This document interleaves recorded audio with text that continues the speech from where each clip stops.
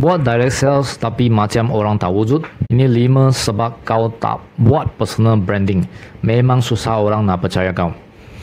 Kau pernah rasa tak? Kau dah post produk, dah letak harga, dah bagi motivasi hari-hari. Tapi apa jadi?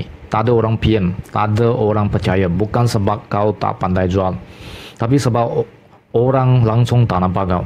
Satu, tak ada cerita, sama dengan tak ada trust. Semua orang jual produk, tapi customer cuma ingat siapa yang ada cerita menarik, siapa yang dia rasa macam aku jugalah.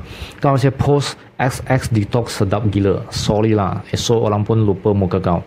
Kedua, tak ada positioning, sama dengan tak wujud terus. Kau cakap semua kau boleh jual, semua kau tahu, tapi customer pun jadi pening. Last kali rasa kau ni semua pun bukan. Ketiga, hari-hari push produk, sama dengan orang lari macam kau nak minta hutang.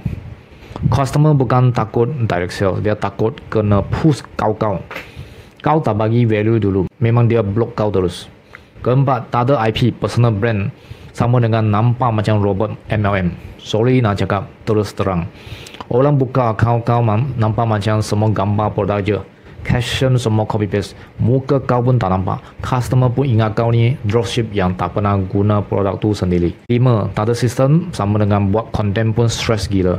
Hari ini nak post apa, esok nak cakap pasal apa, semua ikut mood. Tak pernah ke?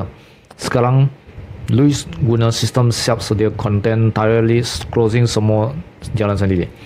Kalau kau nak komen lepas tu pergi bio saya, tekan link di dalam untuk maklumat lanjut pasal sistem saya.